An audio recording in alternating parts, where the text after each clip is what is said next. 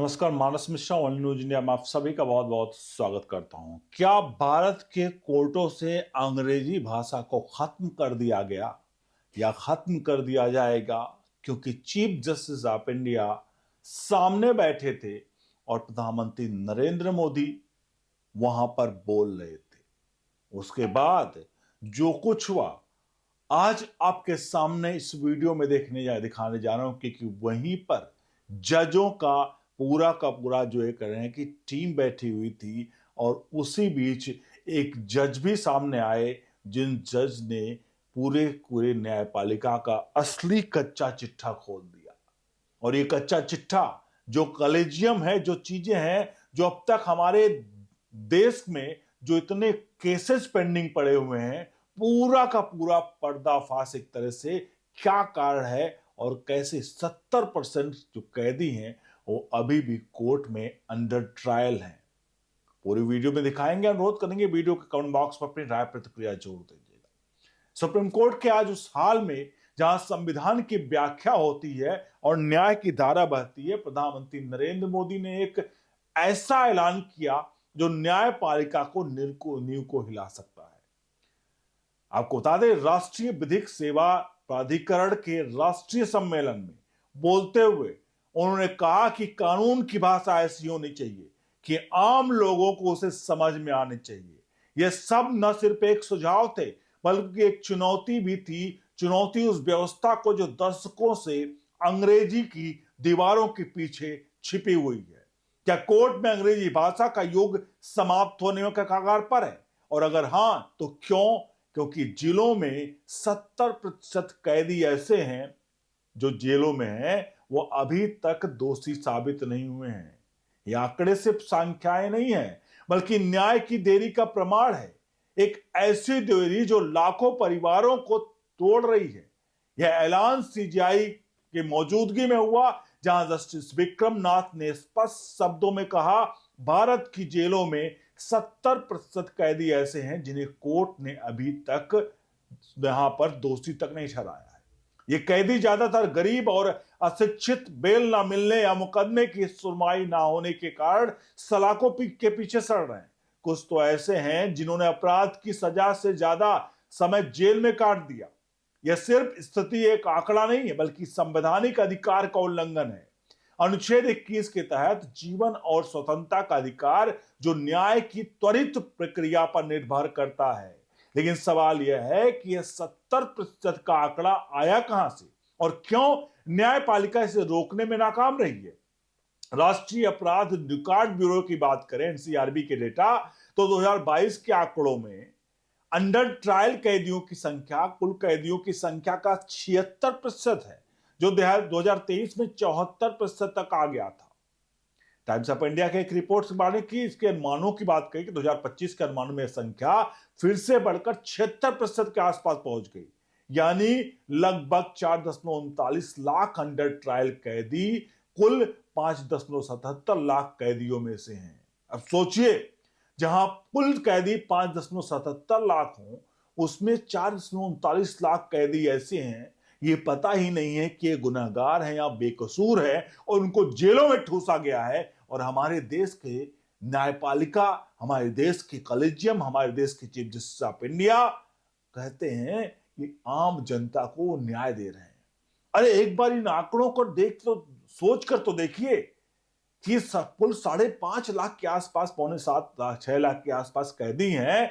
6.5 लाख कैदियों में 4.25 लाख, 4,40,000 कैदी को पता ही नहीं है कि आप वो बेचारे निर्दोष हैं या वो बेचारे कहीं ना कहीं बेचारे, इसलिए मैं कह रहा हूं कि वो निर्दोष हैं या वो दोषी हैं, इसी के लाइन के बीच में और कहीं ना कहीं जेल में फंसे हुए हैं। सुप्रीम कोर्ट के जस्टिस ने भी इसी को लेकर के कहा। सुप्रीम कोर्ट के जस्टिस ने हाल ही में कहा कि ये कैदी अक्सर अपनी भाषा में न्याय की मांग भी नहीं समझ पाते क्योंकि कानूनी प्रक्रिया अंग्रेजी में उलझी हुई है।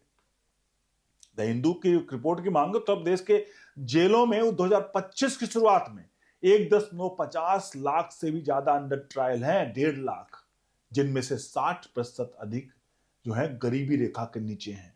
ये लोग छोटे मोटे अपराधों जैसे चोरी या मारपीट के आरोपों में फंसे हैं, लेकिन वकील की कमी या गवाहों की अनुपस्थिति के कारण उनके मुकदमे सालों तक लटके रहते हैं।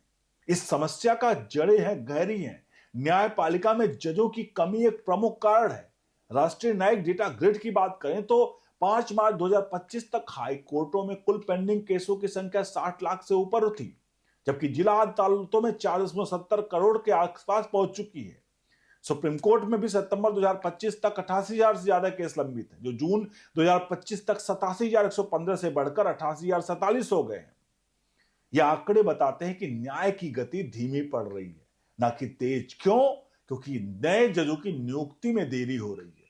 2025 सुप्रीम कोर्ट में 52,630 नए केस दाखिल हुए, लेकिन केवल 46,309 केसों का निपटारा हो सका, यानी 88% ही।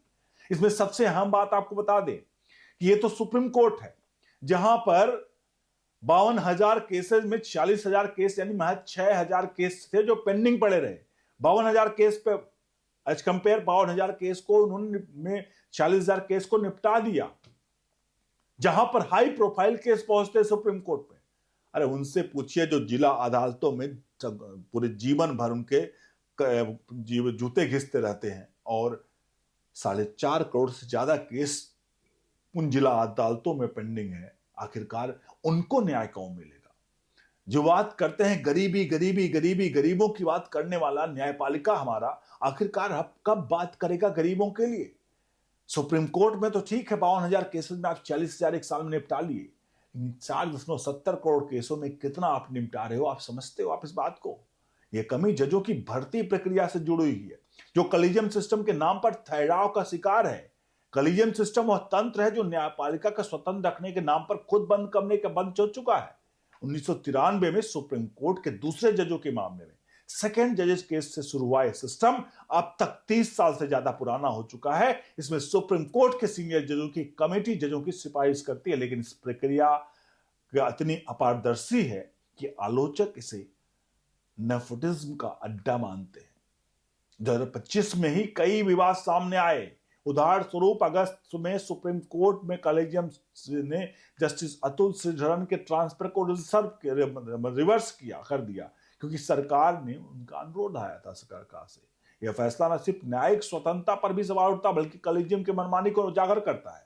जस्टिस बीबी नागरत्ना का डिसेंट था, जिसमें उन्होंने एक सिफारिश के खिलाफ असहमति जताई थी। इसका बात का प्रमाण है कि कॉलेजियम के फैसले भी आंतरिक मतभेदों से ग्रस्त है, लेकिन चर्चाएं कभी भी सार्वजनिक नहीं होती हैं। कॉलेजियम की आलोचना पुरानी है, लेकिन 2025 में चरम पर पहुंच गई। रिपोर्ट्स बताती है कि जजों की नियुक्ति में पारदर्शिता की कमी के कारण योग्य उम्मीदवारों को नजरअंदाज किया जाता है।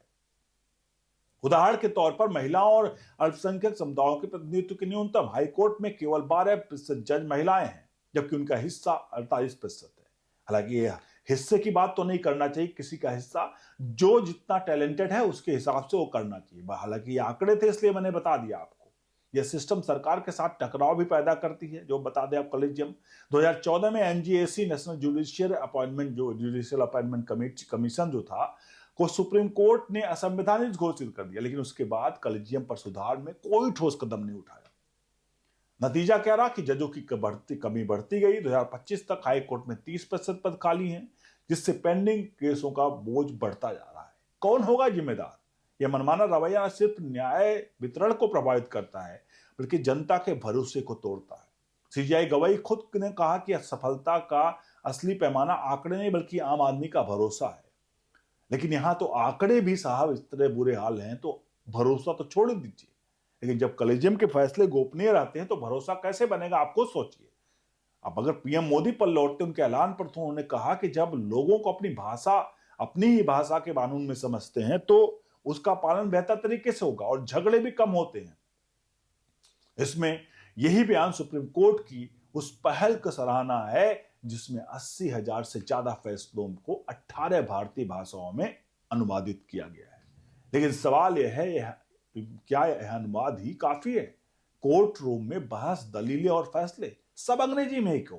अनुच्छेद 348 के तहत हाई कोर्ट और सुप्रीम कोर्ट की कार्रवाई अंग्रेजी भाषा में होती है, लेकिन निचली अदालतों में क्षेत्रीय भाषाओं का इस्तेमाल संभव है। फिर भी 2025 में भी 60% से ज्यादा जिला अदालतों में अंग्रेजी प्रमुख है, खासकर शहरी इलाकों में।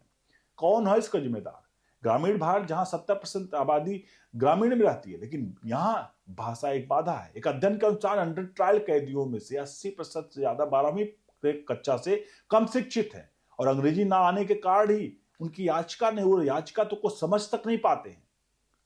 प्रधानमंत्री नरेंद्र मोदी का ऐलान इसी बाधा को तोड़ने का प्रयास है।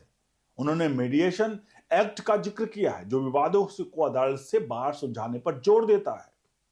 2023 के मीडिएशन एक्ट के तहत समुदाय स्तर पर मध्यस्थता समिति बनाई गई, जिसमें स्थानीय भाषा का इस्तेमाल अनिवार्य किया गया। नतीजा क्या हुआ कि पिछले 3 वर्षों में 8 लाख से ज्यादा आपराधिक मामलों का निपटारा किया जा चुका है, लेकिन न्यायपालिका की ओर से इस पर अमल धीमा है। ई कोर्ट प्रोजेक्ट्स के बावजूद 2025 में केवल 40% अदालतें जो हैं डिजिटल रूप में पूरी तरह से एकीकृत हो पाई हैं।